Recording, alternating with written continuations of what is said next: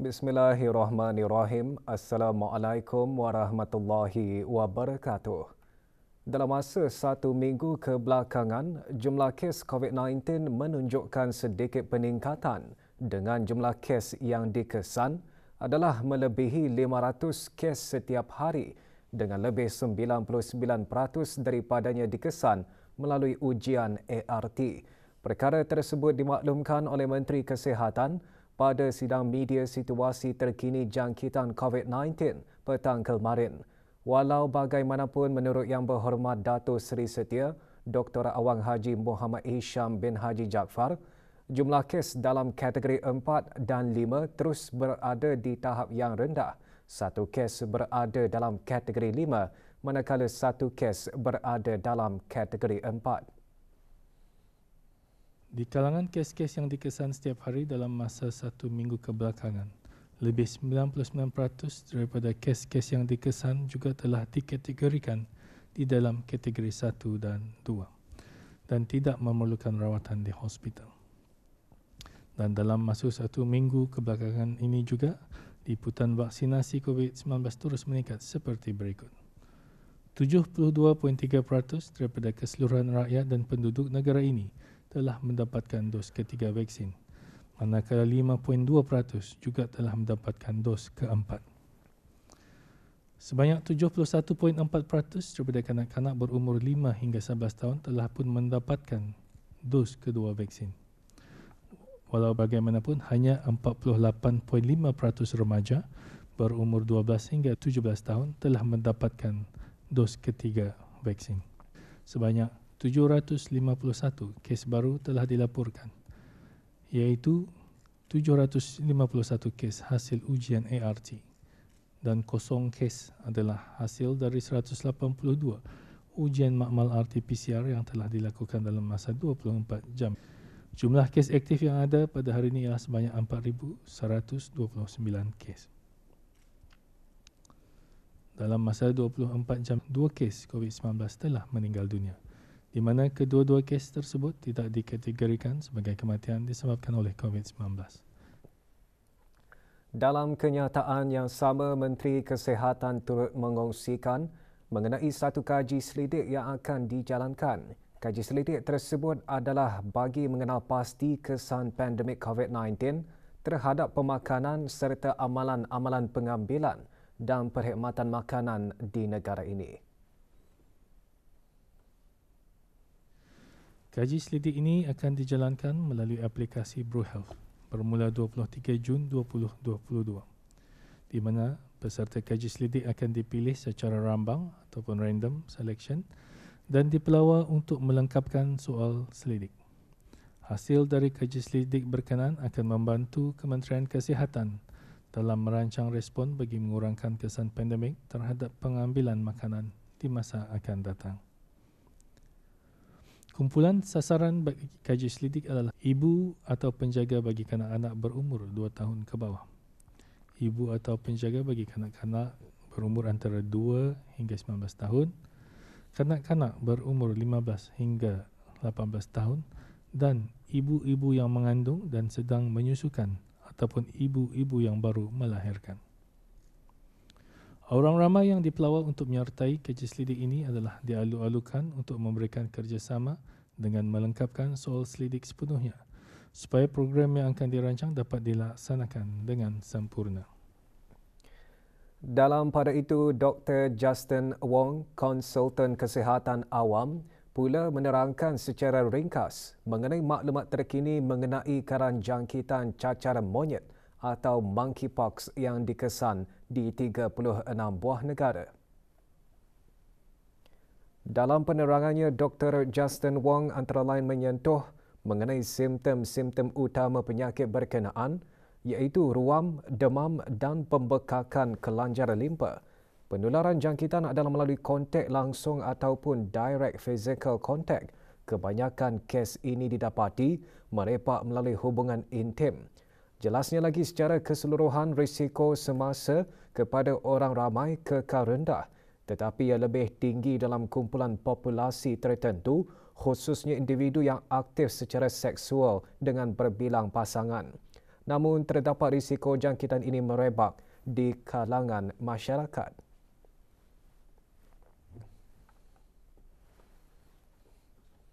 Universiti Islam Sultan Sharif Ali Yunisa telah mengadakan Ministerial Talk bagi program pembangunan eksekutif bagi pegawai pengurusan pertengahan EDPMMO kali ke-32 yang berlangsung di universiti berkenaan. Hadir untuk menyampaikan pengisian program ialah Yang Berhormat Datuk Seri Setia Dr. Awang Haji Muhammad Amin bin Abdullah, Menteri di Jabatan Perdana Menteri dan Menteri Kewangan dan Ekonomi kedua. Pembentangan seumpamanya antara lain bertujuan untuk memberikan maklumat terkini mengenai isu-isu ekonomi di negara Brunei Darussalam dan cabaran yang terdapat di negara ini. Juga hadir Dr. Haji Nur Arfan bin Haji Zainal, Rektor Yunisa. Dalam bidang pendidikan, tenaga pengajar, guru pendidik atau mu'alim merupakan sumber tenaga manusia yang menjadi nadi atau peneraju utama dalam mana-mana sistem pendidikan. Mereka merupakan tonggak utama bagi mencapai visi atau misi atau matlamat sistem pendidikan sesebuah negara. Berucap pada majlis pembukaan program induksi bagi tenaga pengajar baharu, Awang Aliuddin bin Haji Abdul Rahman, Timbalan Setiausaha Tetap Pendidikan Teras Kementerian Pendidikan, turut menjelaskan Kementerian Pendidikan sentiasa menitikberatkan dan memberikan fokus keutamaan kepada program pembangunan kapasiti khusus kepada sumber tenaga manusia yang ada. Program selama 3 hari ini diisikan dengan beberapa taklimat yang disampaikan oleh ketua-ketua jabatan di Kementerian Pendidikan dan perkongsian daripada persatuan-persatuan. Dianjurkan oleh Kementerian Pendidikan melalui Jabatan Pengurusan Pendidik, program berlangsung di Institut Perkhidmatan Awam, Kampung Rimba.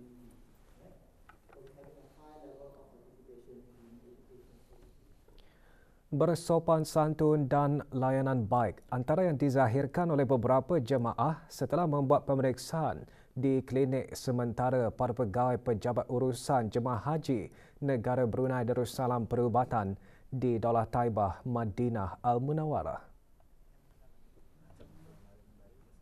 Kesejahteraan dan kesihatan jemaah haji negara merupakan keutamaan para pegawai pejabat urusan jemaah haji negara Brunei Darussalam Perubatan dalam memberikan pelbagai khidmat perubatan yang disediakan untuk jemaah haji negara sepanjang berada di Kota Suci. Salah seorang jemaah ketika ditemui berkata, layanan mesra setiap doktor dan jururawat sedikit sebanyak dapat meringankan beban mereka. Layanan yang alhamdulillah sangat baik. Sangat baik. Kita terima kasih kepada Kerajaan Kebawah Duli kerana telah menyediakan perkhidmatan yang sebegini. Memuaskan. Cara layanan diorang itu memang indah, indah membiarkan. Setiap seorang itu ada saja peramahnya, rasa diorang memberi semangat. Dan doktor yang memberi kita ni, merawat kita ni pun penuh dengan nasihat-nasihat. Dalam mendekatkan serta meringankan segala urusan jemaah haji negara Brunei Darussalam untuk berwakaf, Syarikat Darussalam Holding Sendirian Berhad telah membukakan perkhidmatan wakaf naskah Al-Quran. Perkhidmatan yang diadakan di pejabat Syarikat Darussalam Holding Sendirian Berhad di Hotel Daulah Taibah, Madinah Al-Munawwarah menawarkan jemaah untuk memilih antara naskah Al-Quran kecil atau besar untuk diwakafkan. Perkhidmatan sedemikian sudah setentunya membuka ruang untuk jemaah melakukan dan meningkatkan amal ibadah.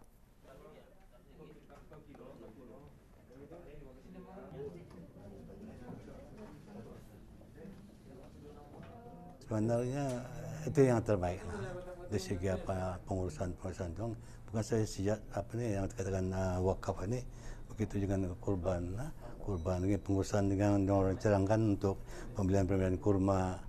Alhamdulillah, inilah kemudian paling sangat sesuai lah. Dengan perkhidmatan yang diberikan oleh perkhidmatan Darussalam Holding ini, alhamdulillah mudah benar urusan yang dikendalikan inilah. Dan juga orang apa ni cari tempat lagi kan untuk untuk segala urusan. Segala yang apa yang maafkan dapat disempurnakan dengan secara lancar, alhamdulillah. Negara ketiga ini berada di monsun barat daya di mana luruan angin barat daya dijangka menjadi lebih dominan dan keadaan atmosfera pada kebiasaannya adalah agak stabil. Keadaan cuaca aktif untuk beberapa hari kebelakangan ini disebabkan oleh pengaruh fenomena La Nina di kawasan rantau ini yang menyebabkan perubahan aliran angin menjadi bertiup dari beberapa arah dan keadaan atmosfera yang lembap menyebabkan pembentukan awan-awan hujan yang aktif. Keadaan cuaca tidak menentu diramalkan berterusan sehingga hujung minggu ini, dengan hujan atau hujan berpetir berlaku sekali-sekala, terutamanya pada waktu malam hingga ke awal pagi.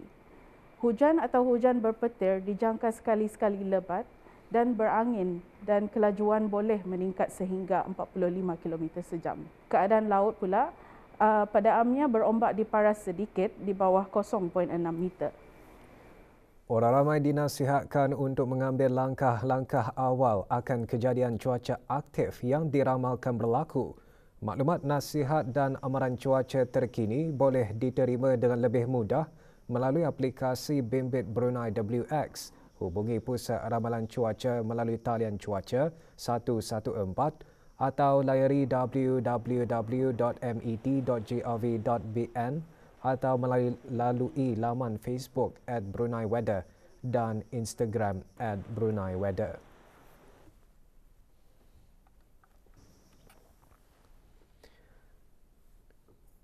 Tiga perwakilan Majlis Sastra Asia Tenggara Mastra Negara Brunei Darussalam berlepas meninggalkan negara bagi menghadiri mesyuarat Sekretariat Mastra 2022 di Kuala Lumpur, Malaysia. Rombongan diketuai oleh Dr. Haji Muhammad Ali bin Haji Radin, Ketua Bahagian Sastra dan Majalah Dewan Bahasa dan Pustaka, selaku Setiausaha Mastra merangkap Ketua Perwakilan Mastra Brunei Darussalam. Juga menyertai dua pakar Mastra Negara Brunei Darussalam iaitu Profesor Ampuan Dr. Haji Ibrahim bin Ampuan Haji Tengah dan Dr. Haji Ramli bin Haji Tingkong dari Universiti Brunei Darussalam. Mesyuarat diadakan selama 3 hari bermula hari ini. Jabatan Imigresen dan Pendaftaran Kebangsaan memaklumkan sistem pendaftaran kad pengenalan yang lama adalah dalam fasa peralihan untuk dinaik taraf kepada sistem baharu yang akan dilancarkan dalam masa terdekat. Sehubungan itu, permohonan penggantian kad pengenalan kuning dan ungu adalah diberhentikan buat sementara sehingga satu tarikh yang akan dimaklumkan kemudian. Kad pengenalan yang belum diperbaharui dan sudah mansuh adalah masih boleh digunakan untuk urusan-urusan tertentu. Walau bagaimanapun, pendaftaran masih dibuka kepada mereka mencapai umur 12 tahun bagi warga negara Brunei dan penduduk tetap serta kad pengenalan yang hilang atau rosak. Bagi pendaftaran baru dan membaharui bagi kad pengenalan hijau masih seperti biasa. Maklumat lanjut hubungi WhatsApp Ibu Pejabat dan Cawangan Temburong di talian 729-9550 atau 729-9586. WhatsApp Cawangan Kuala Belait 729-9597 dan Cawangan Tutong di talian 422-1251 semasa waktu pejabat. Pertanyaan juga boleh di-emailkan ke info@immigration.gov.bn. Sebanyak 59 buah premis makanan diperiksa semasa rondaan besar-besaran oleh pegawai-pegawai penguatkuasaan bahagian kawalan makanan halal Jabatan Hal Ehwal Syariah yang tertumpu di kawasan Batu Bersurat Bandar Seri Begawan dan sekitarnya. Dalam operasi tersebut, 31 buah premis makanan didapati belum membuat permohonan sijil halal. Hasil operasi mendapati 3 buah premis menggunakan label atau logo halal Majlis Ugama Islam tanpa kebenaran dan 6 buah premis mempamerkan sijil halal yang telah mansuh. Premis-premis berkenaan dikeluarkan notis dan diarahkan menurunkan serta-merta sijil halal yang masuk dan label halal yang tidak mendapat kebenaran. Kegagalan mematuhi akan diambil tindakan undang-undang di bawah Bab 12-3-A dan Bab 35 Perintah Sijil Halal dan Label Halal 2005 yang masing-masing melibatkan hukuman denda sehingga RM4,000 dan RM8,000 atau penjara sehingga 1 tahun dan 2 tahun atau kedua-duanya sekali. Kerja-kerja bagi projek aerial photography, airborne lidar acquisition and geospatial mapping of Brunei Darussalam telah mula diadakan pada 2 April lalu. Jabatan Ukur Kementerian Pembangunan dalam siaran akhbarnya memaklumkan projek penggambaran udara itu merupakan salah satu projek yang telah dibenarkan di bawah Rancangan Kemajuan Negara ke-11 RKN11. Projek akan menghasilkan gambar udara dan data light detection and ranging bagi seluruh negara Brunei Darussalam. Data tersebut akan digunakan untuk mengemaskini peta dan maklumat geospasial negara Brunei Darussalam selain daripada memenuhi permintaan dan membantu agensi kerajaan dan swasta di dalam perancangan pembangunan negara dan pengurusan bencana. Kerja-kerja tersebut akan menggunakan helikopter model Bell 206B3 Jet Ranger yang berdaftar dari Sabah, Malaysia. Helikopter tersebut akan dijadualkan terbang di seluruh negara bagi mendapatkan maklumat geospasial yang terkini.